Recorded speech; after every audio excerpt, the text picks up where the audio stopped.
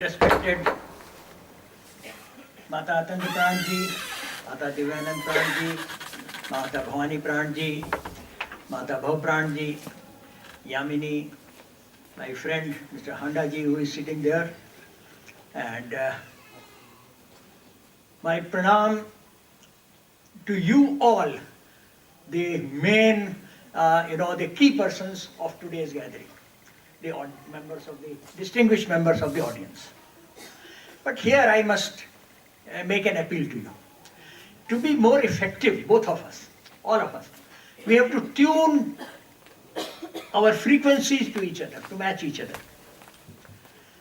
Because as Mataji Atan Pranji has recently said, when Swami Vivekananda spoke at the Chicago, at that Parliament of Religions, his very three simple words revolutionized the whole atmosphere. Why? How did it happen? Why did it happen? It is because he had made himself absolutely in tune with the audience, with those present in the audience. So they found those vibrations within themselves, like when two musical instruments are tuned, you strike one, the other automatically sings the same tune. So let us tune into each other. Those who are nearer my age and my very young girls and boys, you see, I have a great advantage of age. With 80 plus, my first child was born in 1959-60. And my grandchild was born somewhere in 92-93. So you, align yourself with whichever relation you want, but we want, you and I, we want to be members of the same family. And the family is Swami Vivekananda's family, larger family.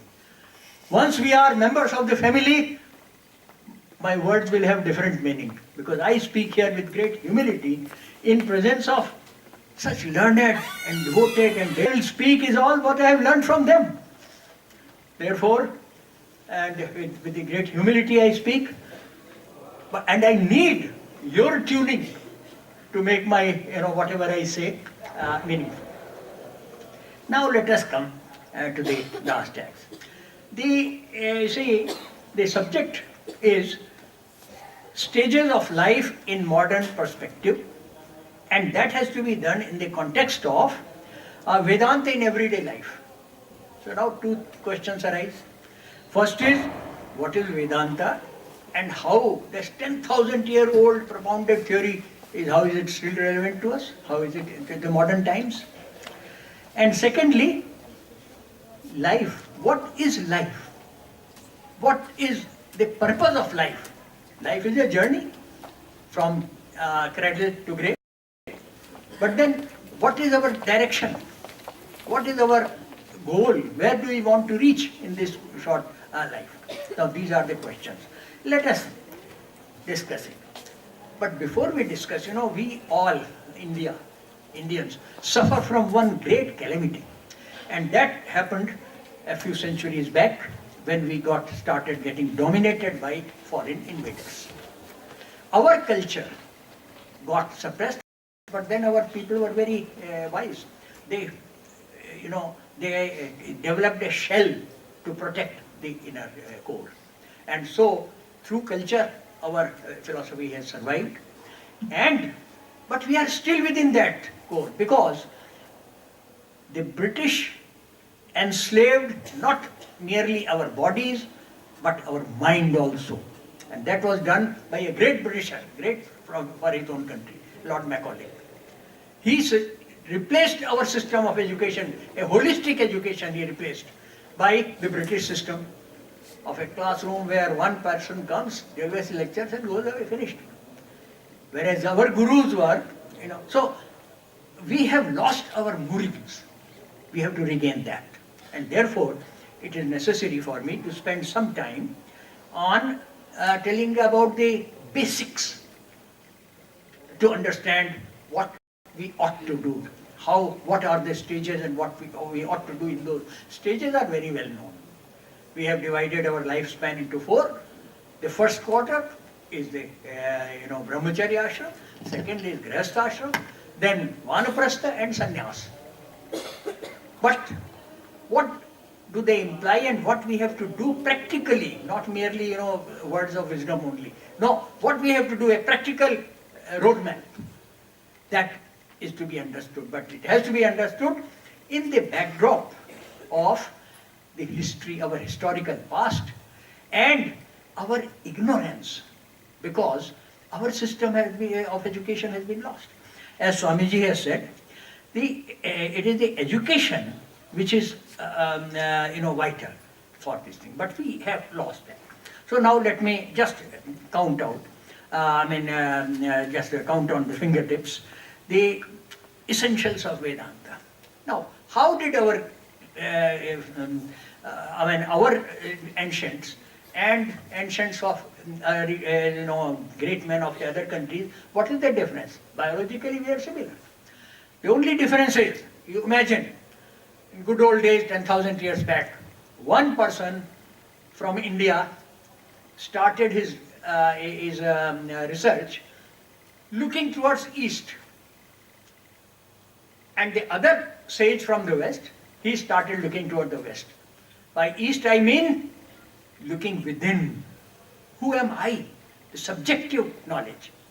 And the man from the scholar from the west looked at the world, outside world. What is this world? What it is composed of? He broke the grosser things into subtle, smaller things, and then studied, and that is the science, method of science.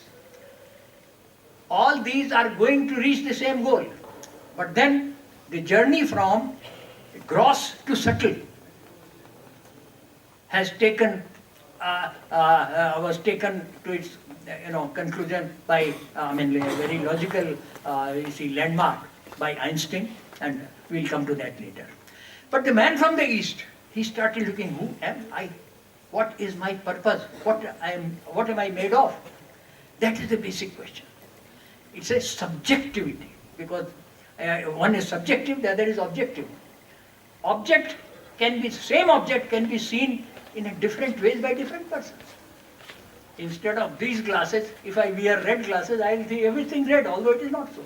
So to understand this thing, and then what are they understood it. And how did they understand? By mere our five senses, Jnanendriyas, are imperfect instruments. We can see only up to that point and not beyond. We can hear up to a certain frequency and not neither above nor below. Therefore, our ancients started tuning to themselves to the frequency of nature. And that is how the knowledge that they got was not merely the sense knowledge, but intuitive knowledge, by intuition. The nature opened its page and pictures to them, and they understood that. And that is why our scriptures are all Shruti. They are coming direct perception without, when our young students are here, brilliant students from IIT and JNU. See, when we transfer data from one source to another, if we do it directly from one hard disk to another, there is no chance of corruption. But if we do it through this thing, through that thing, there is chance of corruption. Now that is the difference. Our rishis could read nature as if they are reading in their own language. Therefore they understood it. And then, making that, they prescribed. And then they could also see the past, present and future. It was like what Western novel has said about time machine. So they could tune themselves wherever they want. After all, it is the Western scientific brain which has produced this television. Something is going on somewhere. And here you have got an instrument. You tune the frequency and you start seeing that. But all these things can be performed by this hard disk within us, by this computer within us, God-given computer. If we tune it to that frequency, how does a mother get the warning when something wrong is going to happen to her infant son is in trouble? He may not be nearby, somewhere else, but she gets it, the feeling. How does it do? That is the direct perception, the intuition part. That intuition was at its maximum amongst our sages. Our whole personality is built that way, that we are more open to intuition. That is why even our scientists today are leading the world in software, in computer software. How is that? Because we are genetically, we are more tuned to these intuitionary things by adjusting our frequency to wherever we have got. That is why we adjust everywhere. Whereas from the person from the West will have its, rigid, more rigid in that way. See Swami Vivekananda's experience. When he went to, he knew everything by intuition, and that he met all the great scientists of that time. Also took pride in meeting him. Tesla, the great scientist who electromagnetic and electricity and all that, great scholar, great name, conducted. Alternating current is his gift to. Swamiji asked him whether he can. This is the Indian philosophy, that it is a continuum. Matter and energy are interchangeable. They are all come out of the same original basic material. So, can you prove it mathematically? Can you show it to him? He took him to his laboratory. There, standing there, if we get a 230 volt shock, we die or get paralyzed. But Tesla had a million volt of alternating current was passing through his body, and with his outstretched fingers, sparks were flying, and all the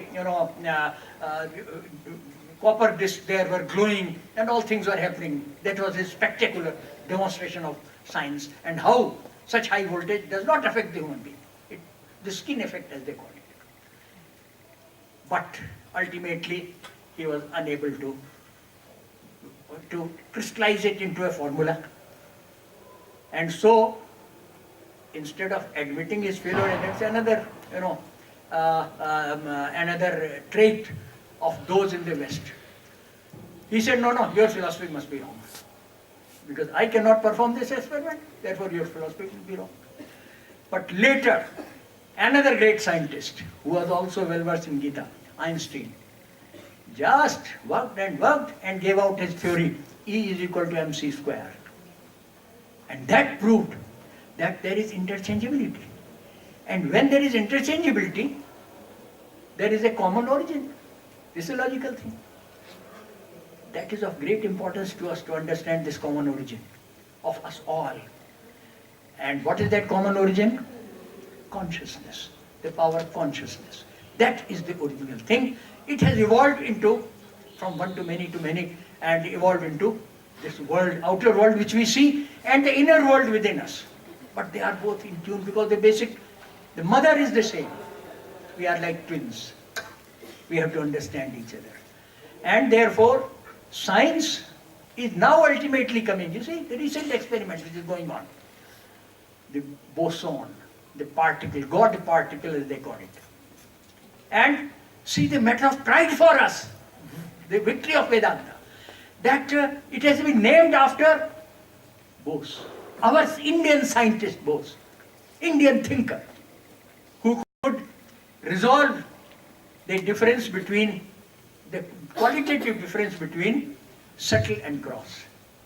Gross and subtle. And he improved upon the Einstein's equation, and now it's called Bose-Einstein equation. And this particle, which is the nearest which you have reached to that ultimate reality, is called boson. Great thing. Now that shows, that gives authenticity, validity to the great, I call it two shlokas of our scriptures.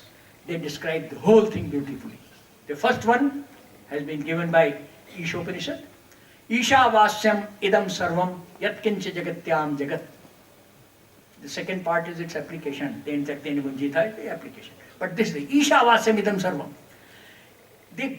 At the base of everything, the God, what we call God, it is a quantity called X, we have assumed, Ishwar. that he pervades the entire universe, whether it is living or non-living, animate or inanimate or anything. Both, it is behind energy, behind matter, behind their combination, behind their thousands of different combinations. And so, what is the logical thing? We are already in tune with each other, only we are trying to sort of shut ourselves from each other. Because we are like twins. And twin, if he reflects within, if he goes within, they can communicate with each other. See how Swami Vivekananda, he was tested one day by a young man of different modern views, so-called modern views, while he was giving a lecture on this mind and its concentration of mind. He said he brought a book which had been recently published, in an English book. He said, Swamiji, you say that you can remember everything. Can you do something, tell me about this book after seeing it? He said, no, bring it. He gave that book. Swamiji went into very deep concentration, as was his mind, as was his nature. He saw the cover page, the inner, a few pages here, and a few pages towards the end. Towards his end, he said, now ask question. That fellow from his another copy with him, he asked question. Swamiji repeated the whole thing and also quoted the page on which it had been printed. The man was totally floored. He said, how do you do it? Swamiji said, simple. I have made my mind, brought my mind totally in tune with the author of this book. So whatever the author knows automatically has come to me. That data has got transferred to my mind. You ask me, I just open that part of my hard drive and I get it. This is, and that makes us all, the other shloka, Vasudhaiva Kutumbakam.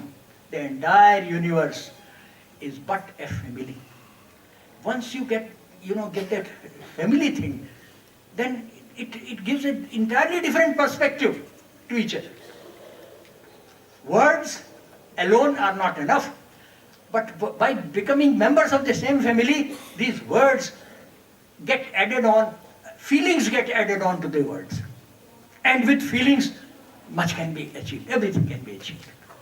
Now that is the basic thing. It is in this background, which we had forgotten, that our sages divided the different spans of life into these ashrams, and they also told us what are the principles. When you are going on the road, which types of shoes you should wear, if you are a weak person, all these things. So, the four dharmas. How should one conduct themselves? What is our aim? They said, dharma, arth, kam and moksha. Ultimate aim is moksha, liberation, meeting with the Supreme, our origin, basic origin. And you should do it, you should satisfy your legitimate desires. You should earn prosperity for those, but following the path of dharma. Unfortunately, English language does not have a word for dharma. Religion is only a panth, a path, a small narrow path, not dharma. Well, there is no time to explain dharma. Matajis are there, they will explain it to you. And then they also said about the different, how to conduct life, and they also laid down how are the types of people. Just like in government service, we have class 1, class 2, class 3, class 4, group A and B, C, D. They are not, exclusive. They are on the basis of the inherent qualification, knowledge and skill level of each individual, as well as his likes and dislikes. There is total fluidity. So the Brahman, Kshatriya, Vaishya and Shudra, there is nothing derogatory about it. They show about our real nature, and then we can immediately change. We can easily change from one to the other. So that is what their classification was done. And lastly, they gave what is to be, the question is now the second question. What is this? How do we interpret this, how is it useful to us in our lives? What do we do? Now, in the first stage of life, our main purpose is to gain knowledge, gain skill, and to be able to stand on our own feet. And for that, education is the means. And what is education?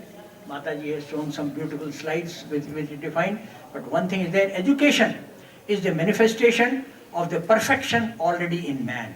The training by which the current and expression of will are brought under control and become fruitful fruitful is called education. The very essence of education is concentration of mind, not the collection of facts. Perfecting the instrument and getting complete mastery of own mind is the ideal of education. We want that education by which character is formed, strength of mind is increased, and intellect is expanded, and by which one can stand on one's own feet.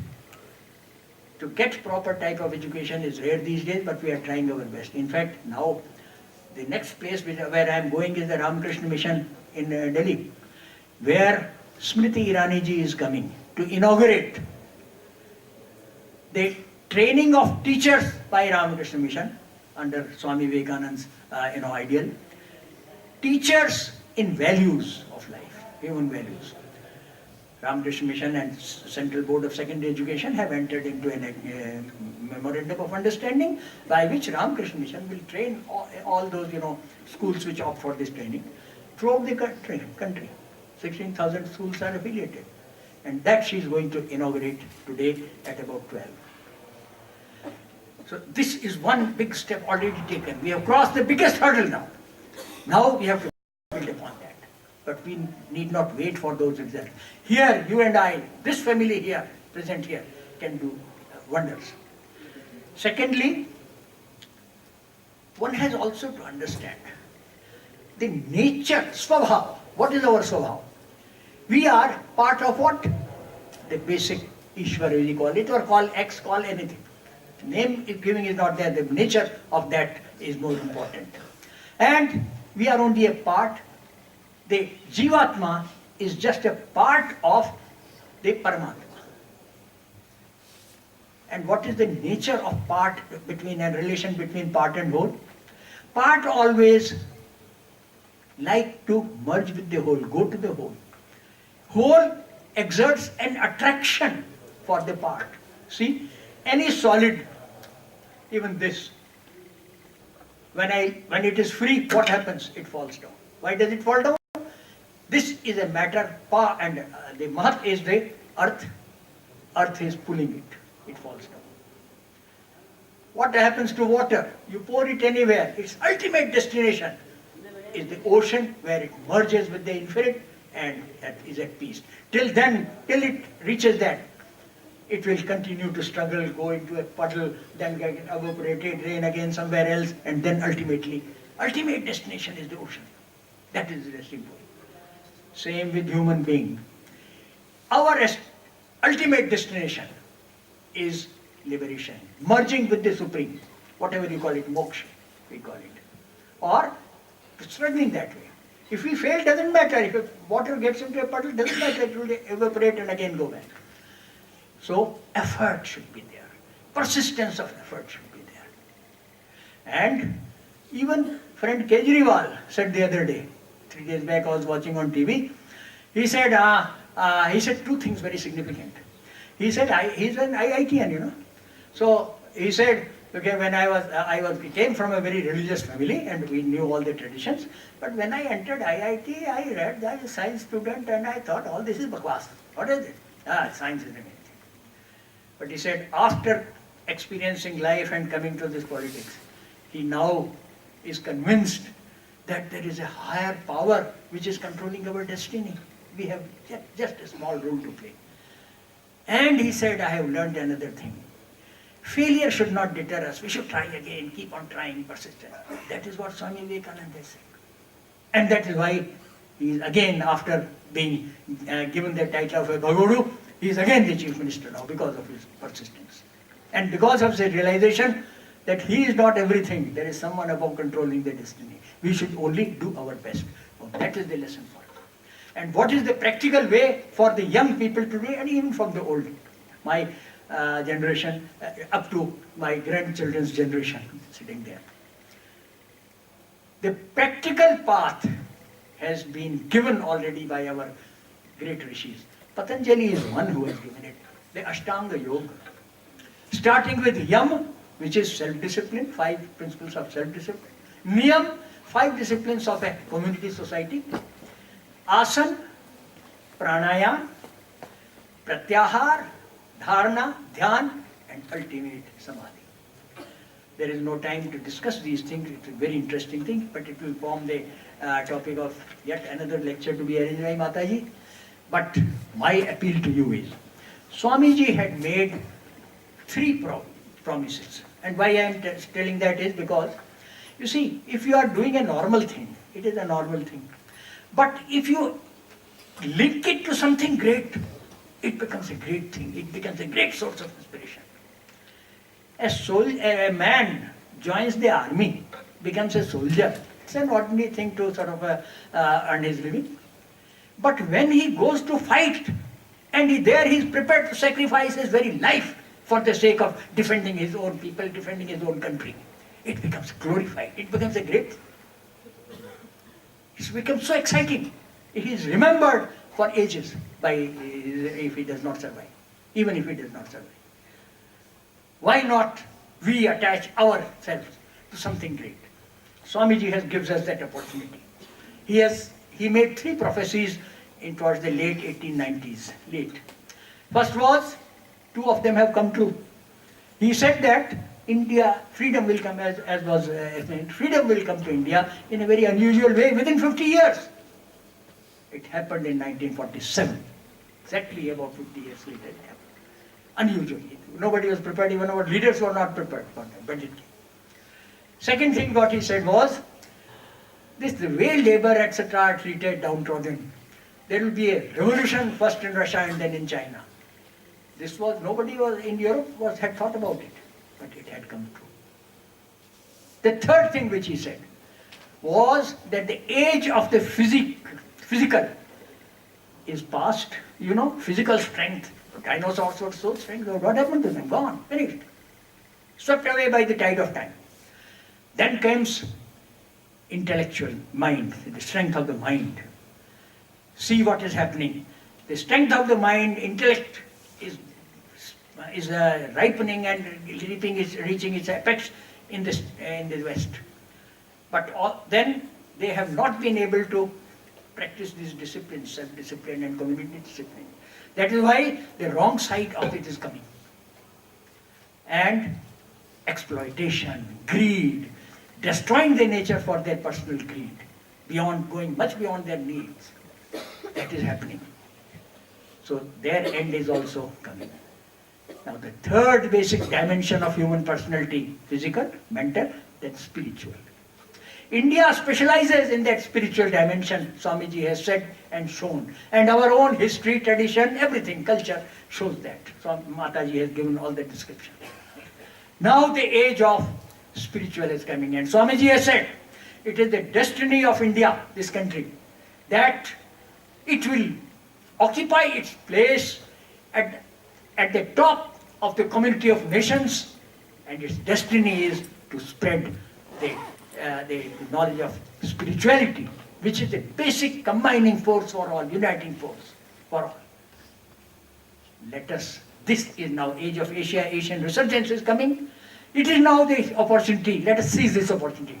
Let you, I, and everyone resolve today before we leave this hall that we shall join the Swamiji's band of workers who will revolutionize the country, who will spread all the good things of spirituality throughout the world and make the world a better place to live in, a peaceful place to live in and prosper. Do you accept this invitation? Do you accept the challenge? Come on, tell me. If you accept the challenge, I am very happy and thank you very much for the time.